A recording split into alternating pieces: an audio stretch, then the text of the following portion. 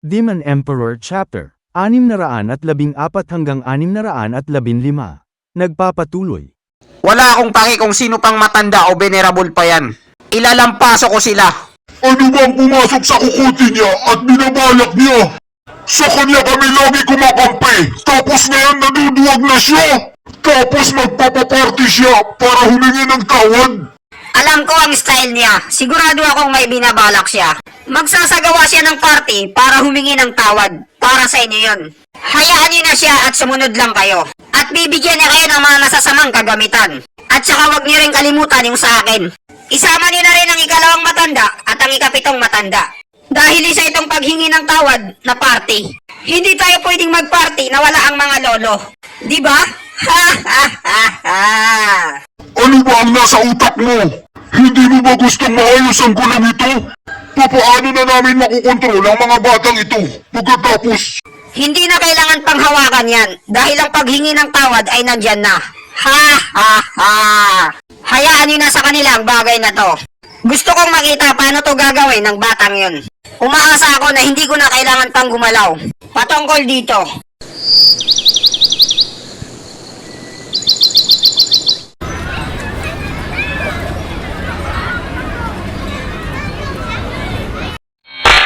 Putang inang yan! Nawala na ba sa katinuan si Stewardess Chupa? Sila ang nagkamali at nanakit sa atin. Tapos tayo ang hihingi ng tawad. Hindi ito katanggap-tanggap. Kahit gaano pa kalaki ang naging kompremenso sa buhay ko, hindi ko gagawin ang ganitong bagay. Kung ganon, bakit nandito ka pa at nakaupo? Tumayo ka na sa kinaupuan mo at lumayas. At paano namin gagawin yan? Si Stewardess Chupa ay nagpa-party. Kailangan namin magpakita ng respeto sa kanya. Dahil sa mga nagawa niya sa amin. Mas ikaw ang lalong nakakapagtaka. Bakit ka nandito? Hindi ako makapaniwala na nagawa mong kimkimin ang nangyari sa'yo. Hindi ganyan ang style mo. Ang dalawang yun ay apo ng dalawang matanda. Hindi natin sila pwedeng galawin. At ngayon ay magsusuri tayo sa kanila. Hindi ka na ba makapag-antay na ipahiya ang sarili mo? Nandito rin ako dahil kay Stewardess Chupa. Si Chiping, ang huling atake niya sa akin, munti ka nang mawasak ang pagkalalaki ko. At magiging baldado na baog sana ako. Buti na lang tinulungan ako ni Stewardess Chupa para gumaling. At hindi lang yun, lalo pa akong lumakas at naging radiant stage na ako ngayon. Ito lang ang tanging alam ko na may tutulong ko sa kanya. Ang tinutukoy mo ba ay ang heaven-reaching pill? O I feel the heaven? O mas kilala bilang Viagra? Ang gamot na yun ay talagang pambihira. Nailigtas niya rin ang anak ko. At ang kapatid ni Willing na makapalang muka na parang wala lang. Si Stewardess Chupa, isa talaga siyang banal na tagapagligtas. Sa tingin ko, wala ni isang matanda o venerable sa sekto na kayang gawin ang ginagawa niya. Pero ngayong araw na to, nakakainis lang talaga itong ginawa niya. Matandang kuya, negrong guiho, bakit ka nandito? Sabi ni Chupa, dapat naka-follow and like at subscribe ako sa kanya kahit saan. Kaya sa pakikinig ko sa kanya, naintindihan ko ang tinatawag na basic. Papa, ikalma niyo lang ang sarili niyo. Ang mga putang inang yun, paparating na sila. Hindi lang basta mga matatanda at mga venerables ang dadalo sa party. Mayroon ding mag-aaral sa labas at mag-aaral sa loob. Tatagan niyo lang ang loob niyo. At huwag kayong mahulog sa mga panghamon nila. Sumusobra na kasi sila. Ang mga matatandang yun, sigurado akong tinawag sila para magmukha tayong katawa-tawa. Isa rin yan sa magiging problema natin. Sigurado ako na may binabalak silang hindi maganda. Papahiyain nila tayo para mapilitan tayong gumanti. Naghahanap sila ng palusot para matira tayo. Katulad ng pinadala nila rito ang kanilang mga apo. Tama si Gang Air na gorilla. Kailangan natin kumalma. Ikalma ang sarili. Tama. Ano pang saysay ng parting ito? Nasayang lang yung gastos. Si Chupa, hinila niya ang mga tao sa loob ng sekto gamit ang panloloko. Pumunta rito ang mga mag-aral dahil sa binibigay na ayuda. Pero ang kabilang panig, gumamit sila ng mga mag-aral para ilampaso ang dignidad ng opisina ng trabahador. Sa pinakahuling sandali, ang dignidad ng mga mag-aral na trabahador sa opisina ng trabahador ay wala na. Wala na silang lakas ng loob. Pinanghinaan na ang puso nila. Ngayong nagpaparty pa tayo rito. Lalo pa itong makakasama sa kalagayan nila. Sabi ng pinuno ng sekto, si Chupa ay isang master pogi. Pero bakit siya gumawa ng galawang bobo? Ha ha ha ha! Matagal ko na siyang ginulpi kung hindi lang sa utos ng pinuno ng sekto.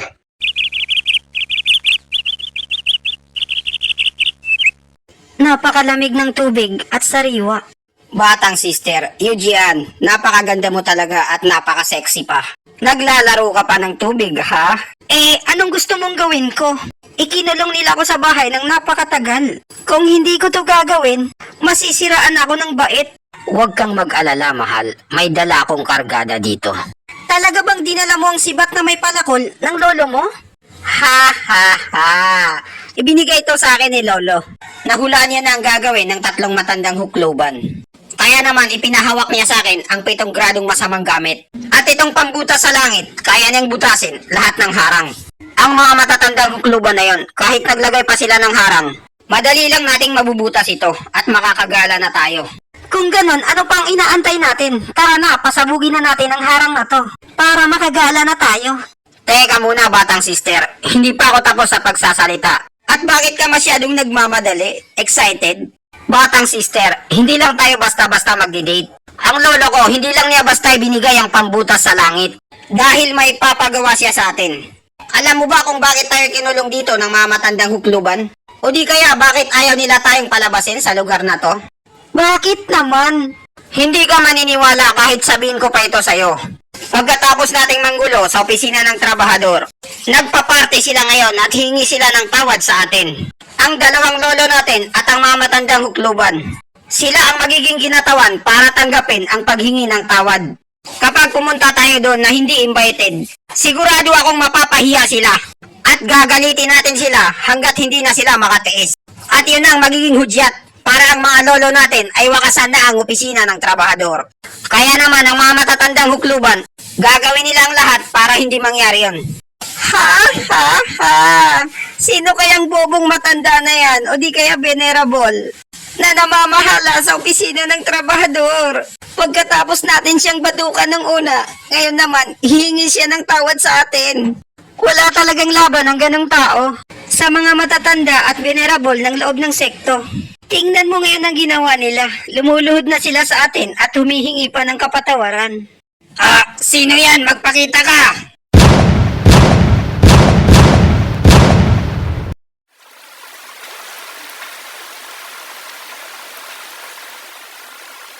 Sinong walang hiya ka? Magpakilala ka! Naka-quarantine ngayon ang lugar ng kapili-pili. Walang pwedeng lumabas at pumasok. Lalo na kayong dalawa. Nakalimutan niyo ba? Ha, akala ko kung sinong pa importante. Ikaw lang pala. Kapareho lang ni Venerable Bai. Hindi niya kaya ang 2 lolo namin. Kaya hindi mo rin kami kaya. Matandang ate, Bailian. Venerable ang lolo ko. At ayaw niya sa mga taong kagaya niyo. Pero wala akong pakialam doon. Hindi ako narito para makipag-away sa inyo. Nandito ako para sa patakaran ng sekto. Wow naman, masyado kang papansin. Hinahangaan ko talaga si matandang sister. Ang kaniyang pagiging matapat sa trabaho, kaya gusto ko siya. Pero pinapayuhan kita ngayong araw. Mas magandang wag mo na kaming pakialaman. Magkapareho lang ang lakas natin. Tapos si Eugene ay 4 na gradong radiant stage. 2 laban sa 1. Matandang sister, hindi mo kami kayang laban ng 2. Chipeng, ni minsan hindi mo pa ako natalo. Masyado ka nang nagiging mayabang ngayon. Matandang sister, kaya kita hindi natatalo dahil sa walang hanggang paghanga ko sa'yo. Idol kita, Lodi. Pero ngayon may trabaho akong kailangan gawin. Kaya pasensyahan na lang tayo, hindi na kita pwedeng pagbigyan. Ha ha ha! Kung ganun, pinagbibigyan mo lang pala ako. At hindi mo nilalabas ang totoong lakas mo. Ngayon, ipakita mo sa akin kung anong totoo mong lakas. Ha!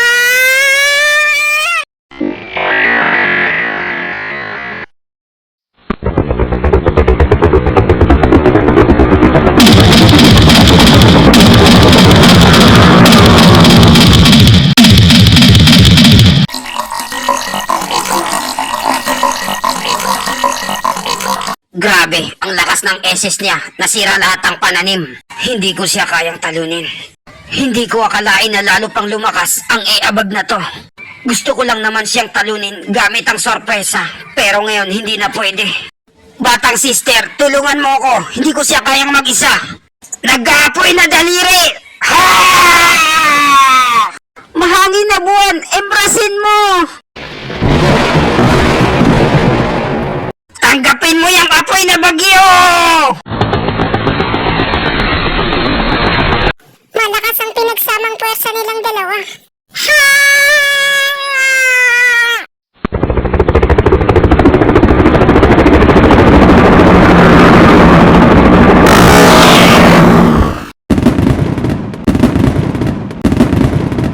Meteor shower!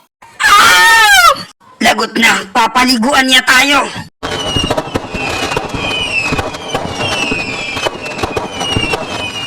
Napakabaho naman ang usok na to. Teka, parang kilala ko to ah. Isang asid na ulan. Batang sister, Bailian. Huwag kang masyadong seryoso. Easy ka lang. Nagkita na naman tayo. Lucy, bakit ka nakikialam dito? Pakialamero ka. Ang dalawang batang ito ay gusto lang naman nilang mag-date sa labas para magpahangin. Wala namang masamang may dudulot yan sa'yo, di ba? Matandang Kuya Lucy, buti lumabas ka na sa iyong pag-isa. Napakaganda ng timing mo. Matagal na akong lumabas. Kaya lang ako nandito ay para tulungan kayo. Gawin niyo na ang trabaho niyo at gagawin ko naman ang akin. Kailangan ko lang gawin ay palabasin ko kayo rito nang walang nakakasagabal. Batang sister, Bailian, maganda ka pa naman. Ngayong nandito na ako na siyam na gradong Radiant Stage. At ikaw ay isang 8 gradong Radiant Stage lamang. Wala kang pag-asang manalo sa akin. Hindi ako yung klase ng tao na mahinang umatake. Pero bilang paggalang kay Venerable Bai, umaasa akong hindi ka na makikipaglaban sa akin. At hahayaan mo na silang makaalis. Lucy, ang tatlong venerable ay nakiusap sa akin na magbantay. Sa harang na ito at pigilan kung sino man ang lalabas. Kilala mo ko kung anong ugali ko. Hindi mo ako mapipigilan sa mga salita mo lang. Hindi ko sana ito ipipilit kung iba lang. Pero ngayon, pasensyahan na lang tayo. Katon no Jutsu, mabahong hininga! Tangina, ang laki. Hindi maganda to. Napakalawak ng sakop ng mabahong hininga niya. Hindi ko mapigilan. Sobrang baho. Ha ha! Kung hindi mo kayang pigilan ang baho nito, umalis ka na lang! Lucy, ang pagdating mo rito ay wala pa rin pagbabago. Ganun pa rin ang mangyayari. Mundong kanupay! Lumabas ka na rin pala sa pag-isa mo. Chicha lang. At dito nagtatapos ang chapter 614 hanggang 615. Maraming salamat po sa panunood nyo. Mag-subscribe para laging updated sa buhay ni Chupa.